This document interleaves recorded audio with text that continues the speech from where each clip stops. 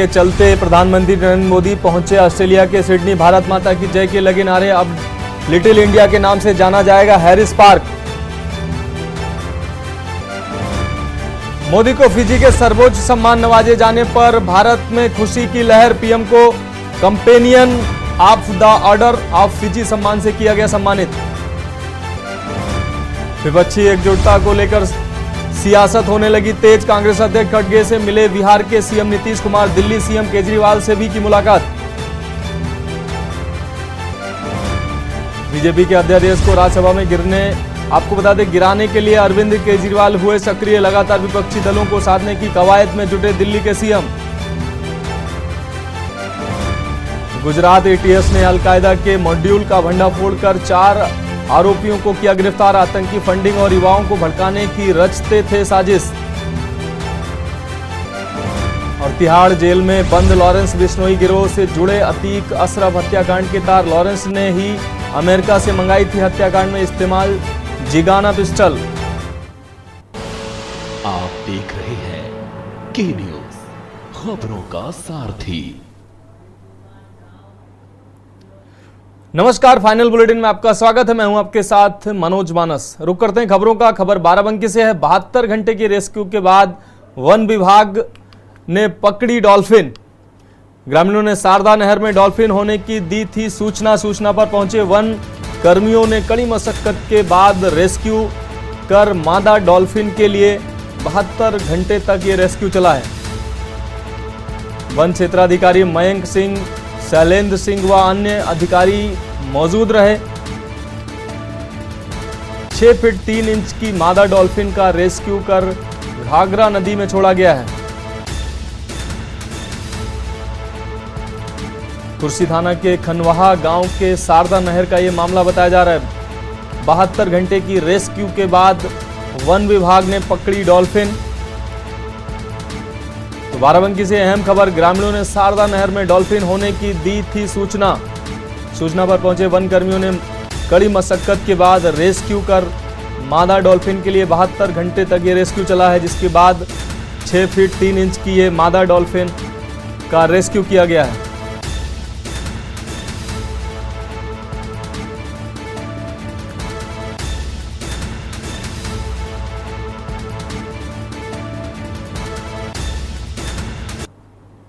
अगली खबर छत्तीसगढ़ के जांजगीर चांपा से है। सेक्स रैकेट का भंडाफोड़ हुआ है। आपको बता दें 9 लोगों को पुलिस ने गिरफ्तार किया है। गैंग में शामिल 3 पुरुष और 6 महिलाएं गिरफ्तार की गई हैं।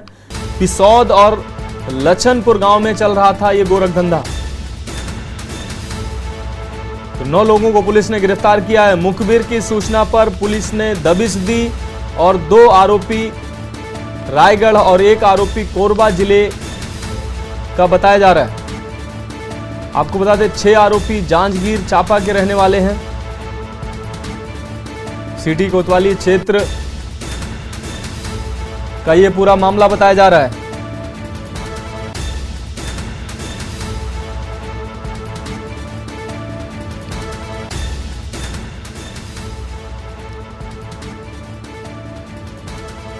बात अगली खबर की। खबर दिल्ली से है। प्रॉपर्टी डीलर को गोली मारकर हत्या की घटना को अंजाम दिया गया। आपको बता दें घटना के बाद हमलावर मौके से फरार हुए हैं। शिव मूर्ति की स्थापना के बाद होना था भंडारा।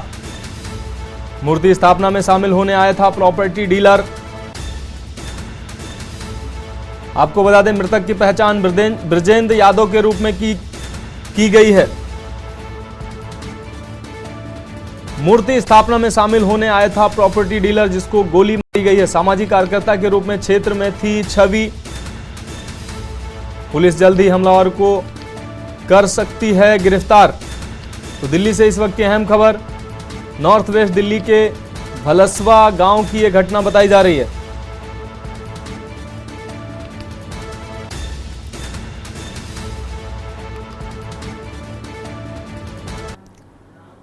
अगली खबर बेंगलुरु से है, जहां मध्य में आर सर्किल पर एक बाढ़ग्रस्त अंडरपास में कार में यात्रा कर रहे एक तकनीकी विशेषज्ञ की मौत हो गई। मृतक की पहचान 22 वर्षीय भानु रेखा के रूप में हुई है, जो इन्फोसिस में, आपको बता दें इन्फोसिस कंपनी में कार्यरत थी। हादसा रविवार दोपहर शहर में भारी बारिश के बाद हुआ। वाहन में 7 लोग सवार थे और 6 को स्थानीय लोगों ने बचा लिया। भानुरेखा को पास के सेंट मार्था अस्पताल ले जाया गया, लेकिन डॉक्टरों ने उन्हें मृत घोषित कर दिया। मुख्यमंत्री सिद्धरमैया ने अस्पताल का दौरा किया और पीड़ित के परिजनों को 5 लाख रुपए की अनुग्रह राशि देने की घोषणा की।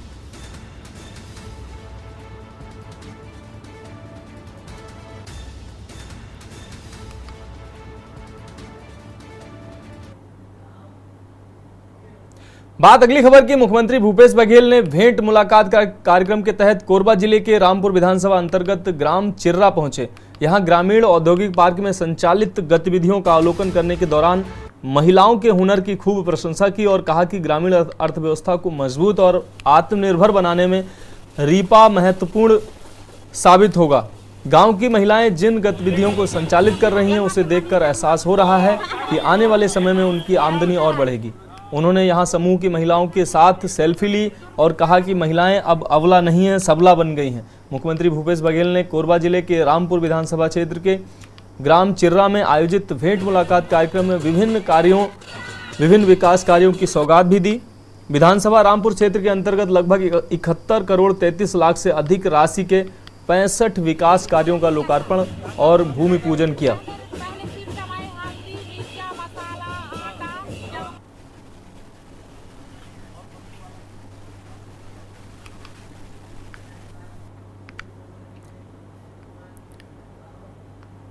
अगली खबर बलरामपुर जिले के शंकरगढ़ से है। शंकरगढ़ में भी राजस्व के पटवारियों का अनिश्चितकालीन हड़ताल जारी है। आपको बता दें, सभी तहसील परिसर में धरना देकर अपना प्रदर्शन कर रहे हैं।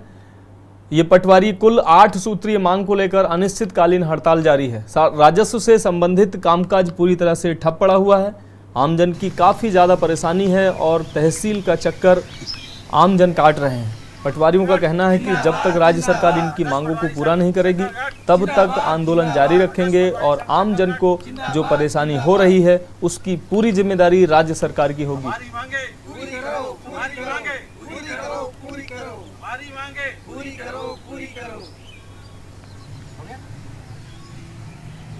मांग है इसमें खासकर प्रमोशन के संदर्भ में और हमारा ग्रेड पे बढ़ाने के संदर्भ में और वेतन निश्चित किया है और भी कई तरह की मांग है जिसको लेके 15 मई से हम लोग अनिश्चितकालीन हड़ताल पे हैं।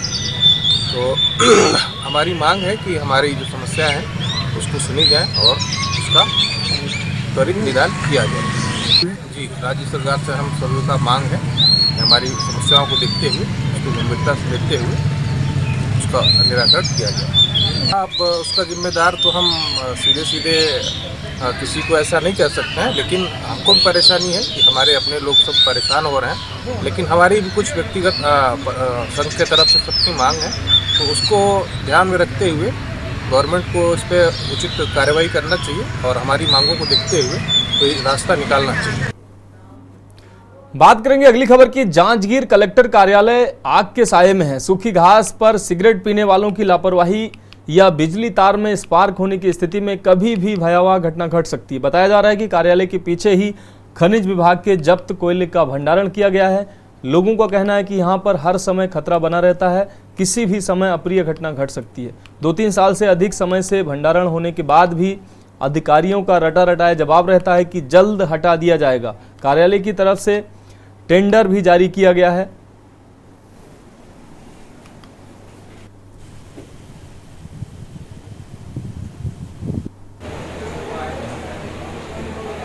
तो कई जगह देखे भी हैं और सुने हुए भी हैं कि यहाँ पर डंप यहाँ पर कलेक्टर के बाहर में रखा हुआ है कोयला, क्योंकि यहाँ अभी गर्मी का मौसम है और पूरा जो घास फूस है वो बिल्कुल सूख गया है और यहाँ पर लोग हमेशा सिगरेट पीने के लिए भी जाते हैं। पीछे में कहीं भी दुर्घटना घटित हो सकती है और दुर्घटना होने से क्या है, यहाँ पर कितना भी आसपास में गाड़ी वगैरह जो फाइल वगैरह भी रखा हुआ है सब वहाँ पर जल भी सकता है, ऐसा है जी। इस पर तो यहाँ पर देखिए, यहाँ पर रखा हुआ इनको 3 साल हो गया है और ये सीधा बोले जाए तो जो खनिज विभाग का जो पूरा लापरवाही है वो। देखिए, कलेक्टर परिसर में जो कोयला जब्त कर हम लोग लाए थे, है ना, उस कोयले की नीलामी के लिए प्रथम ने जो निविदा आमंत्रित किया था उसमें कोई बोलीदार ने भाग नहीं लिया। अभी आज से द्वितीय निविदा उसका जो जारी हुआ है और आगे देखिए जैसे निविदा कार्य जारी है। अब बात अगली खबर की। पूर्व मंत्री लता उसेंडी और प्रदेश महामंत्री केदार कश्यप की अगुवाई में भारतीय जनता पार्टी के कार्यकर्ताओं ने डीएफओ कार्यालय का घेराव किया है। कोंडागांव पुलिस बैरिकेड लगाकर पुलिस ने इनको रोकने का कार्य किया। भाजपाइयों ने जमकर नारेबाजी के साथ बैरिकेड्स पर चढ़कर प्रदर्शन करते हुए अपनी मांगें रखी। बस्तर से तेंदुपत्ता को हरा सोना कहा जाता है। बस्तर में ग्रामीणों द्वारा तेंदुपत्ता को बेचकर अपना जीविका पार्जन किया जाता है। भाजपाइयों ने राज्य सरकार पर आरोप लगाते हुए कहा कि छत्तीसगढ़ राज्य सरकार तेंदुपत्ता की ठेकेदारी कर दी, जिसकी वजह से ग्रामीणों को एक दिन में ही तोड़कर जमा करने को कहा जाता है, जो संभव नहीं है। ग्रामीण 500 गड्डियां 3 साल में नहीं तोड़ पाएगा तो ना ही सदस्यता रहेगी और ना ही बीमा मिलेगा और बोनस राशि भी नहीं मिलेगी। ग्रामीणों का आरोप है कि राज्य सरकार आदिवासियों को ठगने का कार्य कर रही है। तेंदुपत्ता नहीं तोड़ पाने में से आदिवासी ग्रामीण कीमती हरे सोने की कमाई से वंचित हैं।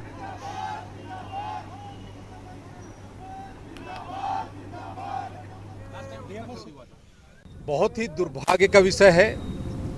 पीसीसी के अध्यक्ष का गृह क्षेत्र है, विधानसभा के उपाध्यक्ष का गृह क्षेत्र है, लेकिन उसके बावजूद भी तेंदुपत्ता के लिए हमारे लोगों को दर दर भटकना पड़ रहा है। उसका जो सही दर उनको नहीं मिल पा रहा है। जहां भारतीय जनता पार्टी की सरकार में 7 से 10 दिनों तक तेंदुपत्ता की खरीदी होती थी, लेकिन जब से कांग्रेस की सरकार आई है मात्र 1 से 2 दिन की तेंदुपत्ता खरीदी होती है और वो भी मुनादी करके उसको भी रोक दिया जा रहा है। भारतीय जनता पार्टी की सरकार में लगभग 17 लाख मानक बोरा तेंदुपत्ता खरीदी होती थी, लेकिन कांग्रेस की सरकार जब से आई है तब से मात्र 10 लाख मानक बोरा तेंदुपत्ता की खरीदी ये बमुश्किल तरीके से कर पाते हैं। देखिए, छत्तीसगढ़ में कांग्रेस की सरकार को 5.25 साल होने जा रहा है और इन 5.25 सालों में सबसे छलने का काम छत्तीसगढ़ कांग्रेस की सरकार ने किया तो आदिवासियों के साथ किया है, तेंदुपत्ता संग्राहकों के साथ किया है। लगातार जब से कांग्रेस की सरकार बनी है छत्तीसगढ़ में सही तरीके से तेंदुपत्ता खरीदी नहीं हो रहा है। हरा सोना कहा जाना वाला तेंदुपत्ता और हमारे जनजाति समाज के लिए बहुत बड़ा आर्थिक सहयोग का एक साधन, जिनके अधिकारों का हनन किसी ने किया है तो छत्तीसगढ़ की सरकार भूपेश बघेल ने किया है, जिसके को लेकर हम सब आज यहाँ पे एक धरना का कार्यक्रम रखे हैं, डीएफओ कार्यालय घेराव का कार्यक्रम रखे हैं। अगली खबर बेमेतरा से है। जिले के कलेक्ट्रेट परिसर में पानी की समस्या बनी हुई है। तपती धूप और भीषण गर्मी में ग्रामीण भटक रहे हैं पानी के लिए। कलेक्ट्रेट परिसर में आपको बता दें कि कलेक्ट्रेट परिसर में रोजाना हजारों लोगों का आवागमन रहता है, जिससे देखते हुए जिला प्रशासन ने 2 आरओ मशीन लगवाई ताकि दूर दराज अंचलों से कामकाज करने के लिए आए ग्रामीणों को पानी के लिए भटकना ना पड़े। कामकाज करने आए लोगों को मीठा व ठंडा पानी मिल सके। कुछ दिनों तक लोगों को पानी की सुविधा तो मिली, लेकिन आज देखा जा रहा है कि दोनों आरओ मशीन खराब हो जाने के कारण ग्रामीण पानी के लिए दर दर भटक रहे हैं। यह भी देखा गया कि एक वाहन से कुछ लोग कलेक्टर कार्यालय के सभी विभागों में मीठा पानी पहुंचा रहे थे। वाहन के पास पहुंचकर ग्रामीणों ने अपनी प्यास बुझाई।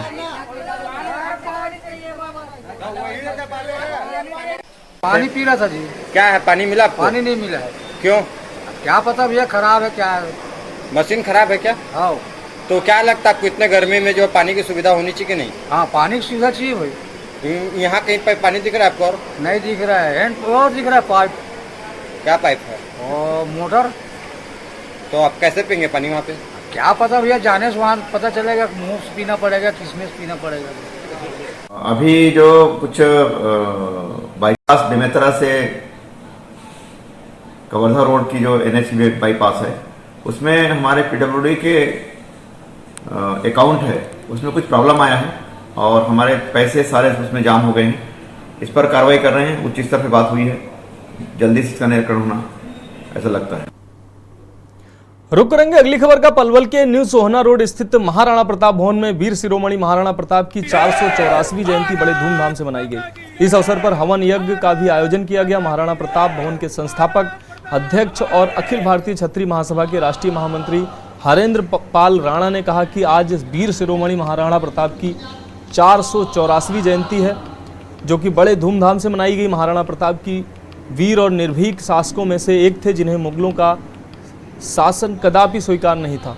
यही कारण है कि अपने जीवन काल में उन्होंने सदा अपने साम्राज्य की रक्षा के लिए मुगलों को समय समय पर दांतों तले चने चबाने पर मजबूर कर दिया। महाराणा प्रताप युद्ध कला और नीति निर्माण में निपुण थे।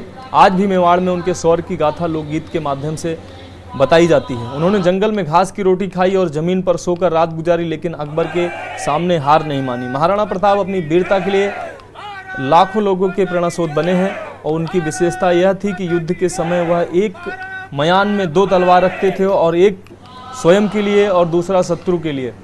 एक कुशल योद्धा की भांति वह कभी भी किसी निहत्थे पर उन्होंने कभी वार नहीं किया, जिस वजह से आवश्यकता पड़ने पर वह अपनी ही तलवार शत्रु को लड़ने के लिए दे देते थे। यह शिक्षा उन्हें अपनी जयवंता बाई से प्राप्त हुई थी।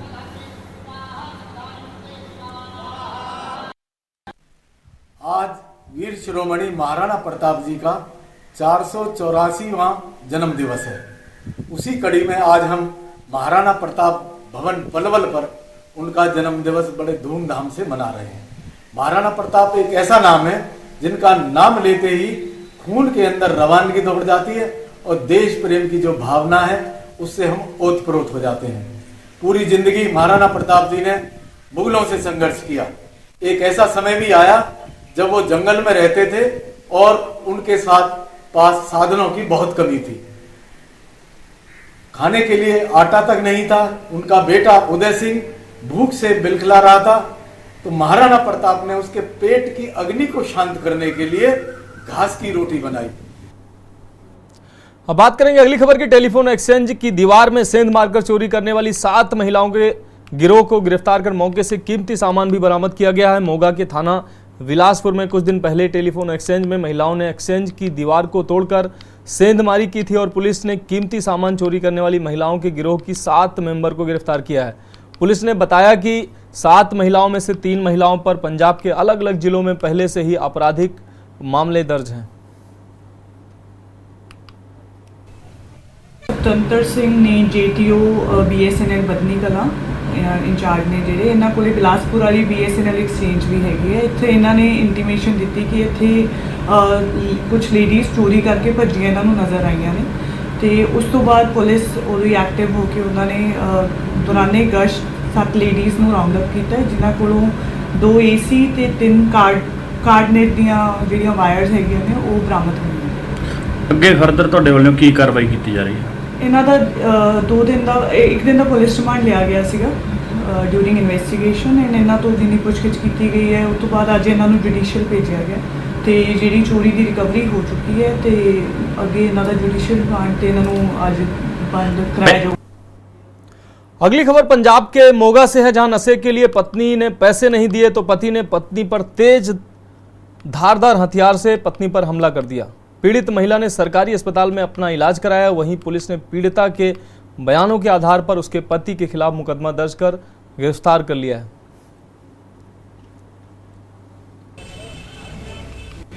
दाखिल ने जी इत्थे क्योंकि इन्हां दे नाल कुੱਟਮਾਰ ਕੀਤੀ गई है जी ਤੇ जो कि इन्हां दे हसबैंड ਸੀਗੇ ਉਹਨਾਂ ਨੇ ਇਹਨੂੰ ਪਹਿਲਾਂ ਵੀ 1-2 ਵਾਰ ਕੁੱਟਿਆ ਪਹਿਲਾਂ ਵੀ ਤੇ ਇਹ ਪਹਿਲਾਂ ਵੀ ਮੰਨ ਲਓ ਵੀ ਰੁੱਸ ਕੇ ਚੱਲ ਜਾਂਦੇ ਨੇ ਇੱਥੋਂ। ਪਹਿਲਾਂ ਕੁੱਟਮਾਰ ਕੀਤੀ ਜਾਂਦੀ ਸੀ, ਇਸ ਵਾਰ ਕੀ ਜ਼ਿਆਦਾ ਕੁੱਟਮਾਰ ਕੀਤੀ ਗਈ। ਇਹਨਾਂ ਦੇ ਬਾਹਾਂ ਦੇ ਉੱਤੇ ਕਾਪੇ ਮਾਰੇ ਗਏ ਆ, ਸਿਰ ਵੀ 2 ਥਾਵਾਂ ਤੋਂ ਪਾੜਿਆ ਹੋਇਆਗਾ, ਧੌਣ ਦੇ ਉੱਤੇ ਵੀ ਕਾਫੀ ਗਹਿਰੇ ਜ਼ਖਮ ਆ, ਟਾਂਕੇ ਲੱਗੇ ਹੋਏ ਨੇ। ਇਹਨਾਂ ਦੇ 2 ਬੱਚੇ ਨੇ, ਬੱਚੇ ਸਕੂਲ ਗਏ ਸਨ ਤੇ ਇਹਨਾਂ ਦੇ ਆਪਸੀ ਮੰਨ ਲਓ ਵੀ ਕੋਈ ਗੱਲਬਾਤ ਹੁੰਦੀ ਹੈ ਕਿ ਉਹ ਇਹਨਾਂ ਤੋਂ ਪੈਸੇ ਮੰਗਦੇ ਨੇ, ਨਸ਼ਾ ਜ਼ਿਆਦਾ ਕਰਦੇ ਨੇ ਤੇ ਆਪਣੇ ਘਰਾਂ ਦੇ ਵਿੱਚ ਜ਼ਿਆਦਾ ਕੋਈ ਪੂੰਜੀ ਹੁੰਦੀ ਨਹੀਂ ਹੈ। ਪੈਸਾ ਦੀ ਰੰਜਿਸ਼ ਕਾਰਨ ਬਸ ਇਹਦੇ ਨਾਲ ਜ਼ਿਆਦਾ ਕੁੱਟਮਾਰ ਕੀਤੀ ਗਈ ਹੈ। ਪੈਸੇ ਇਹਦੇ ਅੰਦਰ ਹਸਬੈਂਡ ਵਾਈਫ ਦਾ ਡਿਸਪਿਊਟ ਹੋਇਆ। ਬਬਲਦੀਪ ਕੌਰ ਲੇਡੀ ਹੈ, ਉਹਨਾਂ ਦੇ ਹਸਬੈਂਡ ਨਾਲ ਹਸਬੈਂਡ ਨੇ ਉਹਨਾਂ ਤੇ ਕੁੱਟਮਾਰ ਕੀਤੀ ਹੈ। ਜੋ ਉਹਨਾਂ ਦਾ ਬਿਆਨ ਕਹਿੰਦਾ ਉਹ ਇਹ ਹੈ ਕਿ ਨਰੇਗਾ 'ਤੇ ਕੰਮ ਕਰਦੇ ਆ ਤੇ ਇਹਦਾ ਹਸਬੈਂਡ ਨਸ਼ੇ ਕਰਨ ਦਾ ਆਦੀ ਹੈ ਤੇ ਜਦੋਂ ਉਹਨੇ ਪੈਸਿਆਂ ਦੀ ਮੰਗ ਕੀਤੀ ਤੇ ਇਹਨਾਂ ਨੇ ਰਿਫਿਊਜ਼ ਕੀਤਾ ਬਬਲਦੀਪ ਨੇ, ਤਾਂ ਉਹਨੇ ਦਾ ਲੈ ਕੇ ਉਹਦੇ ਨਾਲ ਇਹਨਾਂ ਦੇ 4 ਇੰਜਰੀਜ਼ ਹੋਈਆਂ ਇਹਨਾਂ ਤੇ ਕਾਫੀ ਬਰੂਟਲੀ ਮਾਰਿਆ ਉਹਨੇ, ਤਾਂ ਉਹਨੂੰ ਅਸੀਂ ਅਰੈਸਟ ਕਰਕੇ ਜਿਹੜੀ ਬਣਦੀ ਕਾਰਵਾਈ ਐਸ ਪਰ ਲਾਅ ਵੀ ਹਟਾਉਣੀ। ਕੀ ਉਹ ਬੰਦਾ ਅਰੈਸਟ ਕਰ ਲਿਆ ਤੁਸੀਂ? ਹਾਂਜੀ ਹਾਂਜੀ। ਬੰਦਾ ਅਰੈਸਟ ਕਰਕੇ ਅਸੀਂ ਫਿਲਹਾਲ ਉਹਨੂੰ ਬੇਲ ਆਊਟ ਕੀਤਾ because it was under section 324 ਤੇ ਉਹਨਾਂ ਦੇ ਜਿਹੜੇ ਐਕਸ-ਰੇਜ਼ ਵਗੈਰਾ ਉਹਨਾਂ ਦੀਆਂ ਰਿਪੋਰਟਸ ਹਲੇ ਪੈਂਡਿੰਗ ਨੇ ਆਉਣੀਆਂ ਤੇ ਜੇ ਵਾਧਾ ਹੁੰਦਾ ਹੋਇਆ ਤਾਂ ਡੈਫੀਨੇਟਲੀ ਵੀ ਵਿਲ। अगली खबर मध्य प्रदेश के जबलपुर से है। जबलपुर के पुलिस अधीक्षक कार्यालय प्रांगण में स्थित परामर्श केंद्र अधिकारी अंशुमन शुक्ला द्वारा वकालत की पढ़ाई कर रहे छात्र छात्राओं को परामर्श केंद्र में किस तरीके से मामलों को समझाया व सुलझाया जाता है, इस विषय पर कौन सी धाराओं के तहत कार्य किया जाता है, इन्हीं विषय पर लॉ स्टूडेंट को प्रशिक्षण दिया गया, जिसमें समस्त छात्र और छात्राओं ने ज्ञान को अर्जित किया और वकालत क्षेत्र में किस तरीके से कार्य करना है ऐसा ज्ञान को ग्रहण किया गया।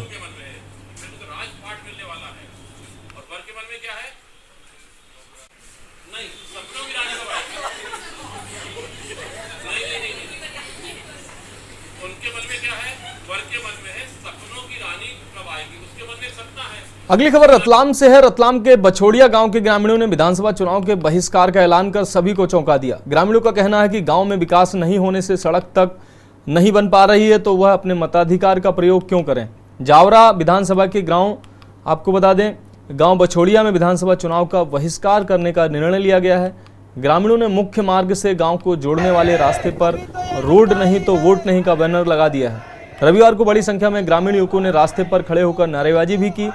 ग्रामीणों ने बताया कि मुख्य मार्ग से गांव को जोड़ने वाला करीब 4 किलोमीटर का रास्ता बेहद खराब है। रास्ते में जगह जगह गड्ढे बने हुए हैं, अक्सर लोग इन्हीं में गिरकर चोटिल हो रहे हैं। इस रोड पर बारिश के कारण रास्ते पर कीचड़ हो जाने के कारण आना जाना बिल्कुल मुश्किल हो जाता है और बताया कि कई बार सड़क बनवाने को लेकर ग्राम प्रधान के साथ साथ जनप्रतिनिधियों से भी मांग की गई है, लेकिन इस पर कोई ध्यान नहीं दिया गया।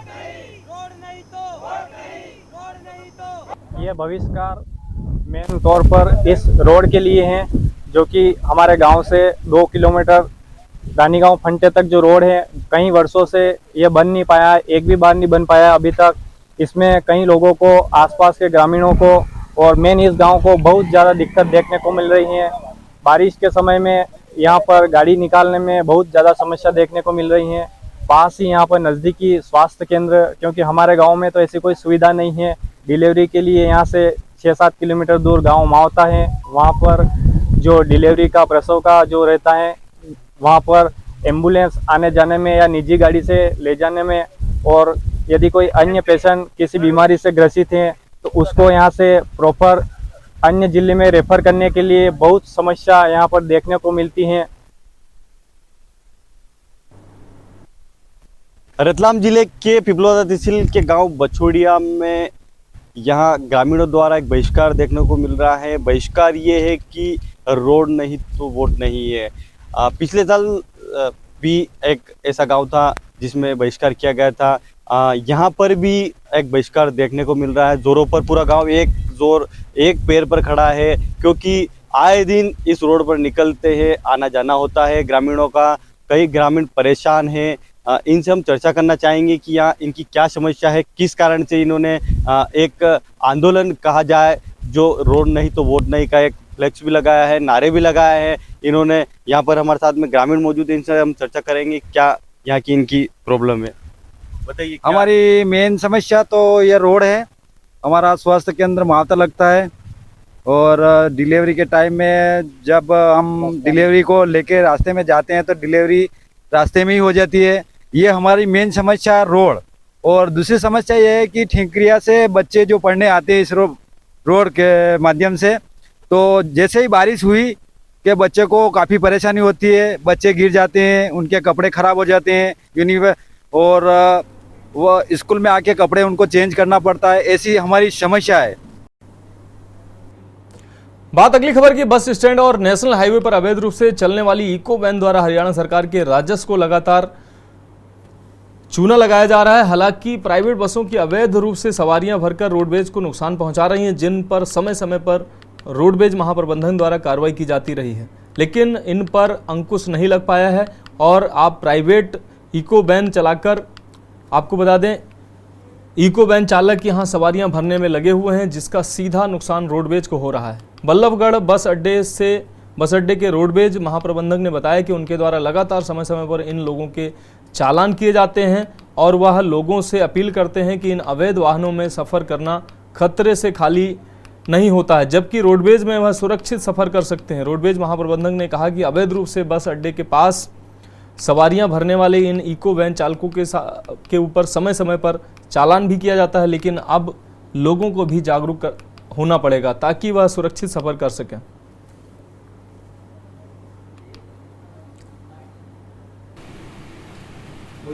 जो हमारे बस स्टैंड के पास से सवारी उठाते हैं, इलीगल चलते हैं, हम इनका चालान करते हैं। हम एक महीने में कम से कम हमारे 20-25 चालान होते हैं। और जो ये लोग इसके अंदर बैठते हैं, हम उनसे भी ये गुजारिश करते हैं कि यहाँ पे सर्विस बहुत ज़्यादा है, यूपी की, हरियाणा रोडवेज की, तो आप जो है ना ऑथराइज बसेस के अंदर ही बैठे हैं। इनके पास ना तो पूरे कागज़ पत्र होते हैं और ना ये ढंग से चलाते हैं, ये रफ चलाते हैं गाड़ी। अगर इनकी गाड़ी में अगर कोई दुर्घटना हो जाती है तो उसके लिए आपको कुछ नुकसान भी ज़्यादा होगा आपका और कुछ मिलेगा भी नहीं। बाकी जो है हमारी गाड़ियाँ हैं ये फुल डॉक्यूमेंट होते हैं, इंश्योर्ड होती हैं गाड़ियाँ, और हमारे पास एक्सपर्ट ड्राइवर होते हैं जिनका टेस्ट लेके हम भर्ती करते हैं उनको। फाइनल बुलेटिन की खबरों में अभी के लिए इतना ही। मुझे दीजिए इजाजत और आप देखते रहिए के न्यूज इंडिया। आप देख रहे हैं के न्यूज, खबरों का सारथी।